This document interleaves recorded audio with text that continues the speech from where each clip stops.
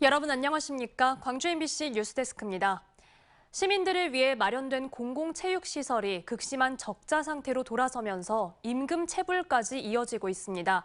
심지어 막대한 예산을 들여 새로 지어진 공공체육시설은 정작 제 역할을 하지 못해 시민들의 불편과 민원이 잇따르고 있습니다. 송정근 기자가 보도합니다. 수영장과 청소년 문화시설이 들어서 있는 남구의 한 청소년 수련관. 공공체육시설인 이곳은 광주대학교가 지난해부터 위탁 운영을 맡아오고 있는데 최근 임금체불이 발생했습니다.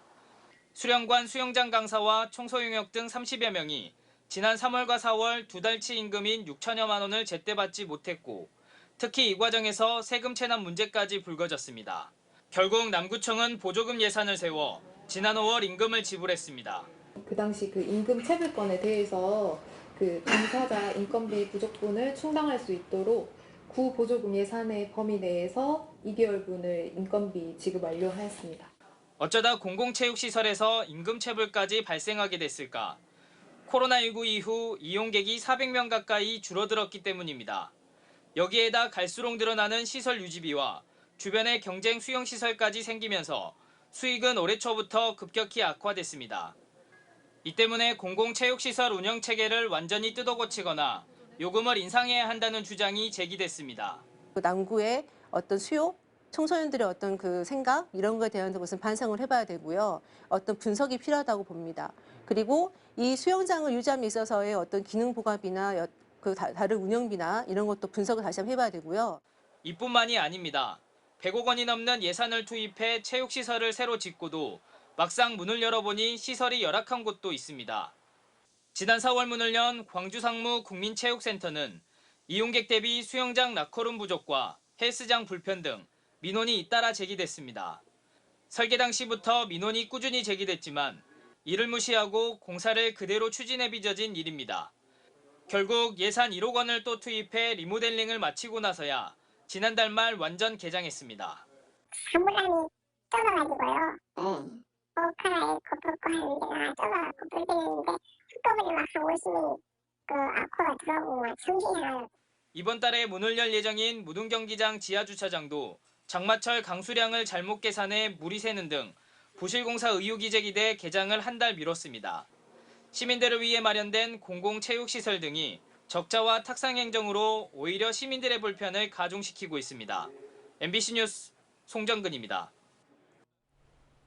세월호의 슬픔을 간직한 진도항이 육지에서 제주를 연결하는 가장 빠른 항구로 정착하면서 이용객이 크게 늘고 있습니다.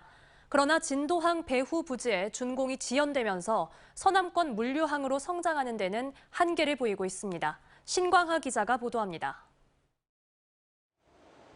최근 개장한 진도항 여객선 터미널. 진도에서 제주를 연결하는 쾌속선에 관광객들이 줄지어 승선하고 있습니다. 진도항은 국내 여객선 항로 7곳 가운데 제주를 최단 시간 잇는다는 게 가장 큰 강점. 3,500톤급 쾌속선은 취항 1년 만에 여객 24만 명, 차량 4만 7천 대로 제주 항로 수송 수요의 15%를 차지하는 실적을 보였습니다. 가장 빠르게 제주를 방문할 수 있다는 장점을 가지고 있고 이 추세로 간다면 이 진도항은 서남의 관광에 큰 축을 차지할 것으로 예상하고 있습니다. 여객 수송항으로 진도항의 가능성이 높아지면서 최근 제주 애월 항로 개설도 추진되고 있습니다. 오는 2025년 항로가 개설되면 1만 톤급 여객선이 취항할 예정입니다. 진도군은 여객선 취항에 맞춰 안전에 필요한 수심을 확보하기 위해 항구를 준설할 예정입니다. 이른바 서남권 물류항으로 도약하기 위해서는 최대 10만 톤급 화물선이 접안해야 하는데 현재 진도항의 수심으로는 한계가 있습니다. 또 지난해 준공됐어야 할 배후 부지는 오폐수 처리 시설 용량 부족으로 1년 더 지연될 전망입니다. 진도읍에서 서망항을 잇는 4차선 도로 공사도 늦어지는 등 악재가 증가하고 있습니다. 진도군은 늦어도 내년 말까지는 진도항과 배후 부지 공사를 마치고 분양 등 활성화 대책을 추진하겠다고 밝혔습니다. 내년도쯤이면 마무리가 될 것 같습니다. 그러면 좀 여러 가지로 봤을 때 배후부지 분양 계획이랑 이런 부분은 차질 없이 진행이 될 것으로 이렇게 생각하고 있습니다. 세월호의 슬픔을 간직한 빨간 등대, 희망을 상징하는 진돗개 백구 조형물이 반겨주는 진도항은 그러나 민선 8기 진도군의 새로운 도전이 되고 있습니다. MBC 뉴스 신광하입니다. 우리나라 근현대 미술사 거장들의 작품을 한자리에서 볼 수 있는 전시가 마련됐습니다. 지역 출신의 한 수집가가 50년을 모아온 소장품 가운데 일부가 선보이고 있는데요. 여기엔 조각가 로댕의 작품도 포함되어 있습니다. 조현성 기자가 전해드립니다. 높이 30cm 남짓의 작은 청동 조각상. 근대 조각의 아버지로 불리는 로댕이 자신의 연인이자 제자였던 카미유 클로델의 얼굴을 형상화한 작품입니다. 힘과 당당함이 뿜어져 나오는 고함 이응노의 소. 한국을 대표하는 서양화가 이중섭이 남긴 은지화. 부채에 그려진 이 수묵화를 통해서는 그림에도 일가견이 있었던 다산 정약용의 또 다른 면모를 발견할 수 있습니다. 어느 수집가의 인연이라는 부제가 붙은 이번 전시는 장흥 출신의 수집가 문웅 교수가 20대부터 50여 년 동안 모아온 3,000여 점의 소장품 가운데 80여 점을 한데 모은 전시입니다. 결혼 선물로 아내에게 예물반지 대신 그림을 선물하고 공공해졌을 때에도 그림보다 집을 먼저 팔았다는 수집가는 작품을 모으고 함께하면서 느낀 즐거움과 행복감을 다른 누군가와 나누길 희망하며 기꺼이 자신의 분신들을 내놓았습니다. 내 삶이 그랬고 그것이 결국은 직업이 됐고 대학 교수가 됐고 그러니까 그것이 곧 저 자신이에요. 미술품들이. 지난 2020년 서울에서 열린 첫 전시에 이어 고향에서 마련된 두 번째 개인 소장품전. 3년 동안 소장품은 더 풍부해졌고 덕분에 시민사회 운동가 함석헌 선생의 육필원고와 함께 호남을 대표하는 서양화가 오지호 하백의 스케치 20여 점도 처음으로 대중들 앞에 선을 보이게 됐습니다. 굉장히 고향에 대한 애착을 갖고 계십니다. 특히 이제 오지호 선생 24점 드로잉 북은 처음으로 공개를 된 겁니다. 이번 전시는 2년에 시작이 된 호남 미술과 운명처럼 만난 한국의 명작, 그리고 인생이 된 수집으로 나뉘어 구성됐고 오는 10월 초까지 2달 동안 만나볼 수 있습니다. MBC 뉴스 조현성입니다. 제6호 태풍 카눈, 걱정했던 만큼의 큰 피해는 남기지 않은 채 무사히 지나갔습니다. 하지만 이번 주말부터 폭염이 다시 시작될 것으로 예상되고 있는데요. 무더위에 주의가 필요해 보입니다. 이다솔 기상캐스터가 자세한 주말 날씨 전해드립니다.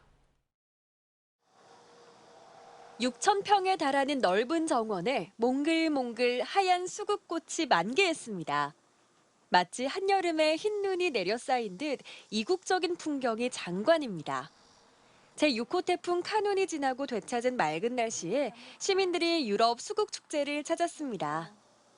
네, 어제 태풍 카눈이 그래도 걱정과는 다르게 무사히 잘 지나가서 오늘 햇빛도 좋고 그래서 이렇게 구경 나왔거든요. 근데 햇빛이 이렇게 뜨거운데 이렇게 하얀 눈꽃 같은 꽃송이가 너무 예쁘고 좋네요. 태풍이 지나고 폭염 상황도 한결 나아졌습니다. 오늘 광주의 낮 최고 기온은 31.6도. 여전히 더운 날씨지만 태풍이 오기 전에 비해 4, 5도가량 내림세를 보였고 아직 우리나라 주변에 위치한 저기압의 영향으로 남서풍이 불면서 비교적 덜 덥게 느껴지기도 했습니다. 이전보다 바람이 좀 많이 불어서 바람 덕분인지 모르겠는데 조금 시원한 것 같아요, 이전보다는. 오늘 너무 진짜 가을 날씨 같고 뜨겁지만 너무 좋은 것 같아요. 긴 장마의 폭우, 또 폭염의 태풍까지 정말 날씨와 전쟁을 치르는 듯한 요즘이었는데요. 이번 주말에는 내내 맑은 날씨가 예상됩니다. 기온은 오늘과 비슷하겠습니다. 극심한 폭염은 꺾였지만 보성, 완도, 진도군에는 오늘 오후 4시를 기해 폭염주의보가 발효된 가운데 다음 주까지도 30도를 조금 웃도는 더위가 지속되겠습니다. 한편 현재 일본 남동쪽 먼 해상에서 북상 중인 제7호 태풍 라는 광복절쯤 도쿄 부근에 육상해 일본 열도를 강타할 것으로 예상되는데요. 우리나라에 영향을 미칠지는 아직 예측할 수 없는 상황입니다. MBC 뉴스 이다솔입니다.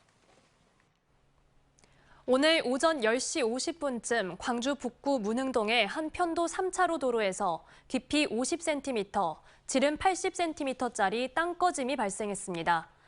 이 땅꺼짐으로 인해 차량 통행에 불편이 발생하긴 했지만 다행히 인명 피해는 없었습니다. 구청은 하수관로 사이가 벌어지면서 토사가 떠내려가 이 같은 현상이 나타난 걸로 보고 복구에 나설 계획입니다. 인터넷에 흉기 난동 예고글을 올린 혐의를 받고 있는 작성자들이 잇따라 체포됐습니다. 광주경찰청은 어제 새벽 2시쯤 SNS에 광주시 북구 일곡동을 언급하며 흉기를 들고 있는 사진을 올려 주민들을 협박한 혐의로 10대 여학생을 붙잡았습니다. 전남경찰청도 지난 9일 새벽 나주역에서 흉기 난동을 벌이겠다는 글을 올린 20대 남성을 검거했습니다. 이들은 경찰 조사에서 장난삼아 글을 올렸다고 진술한 것으로 알려졌습니다.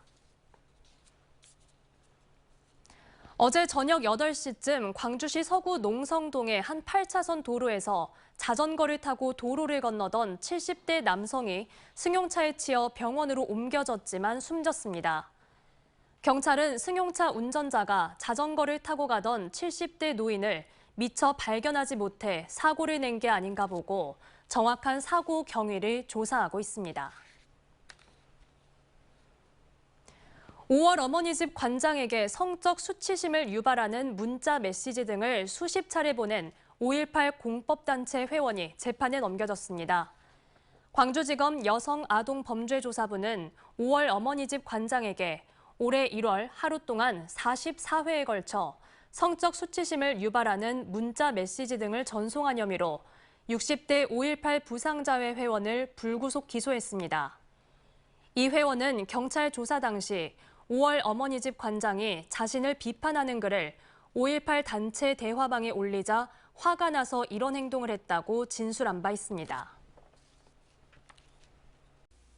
언제 어디서나 내 손 안의 뉴스. 광주 MBC 뉴스 유튜브 구독으로 함께하세요.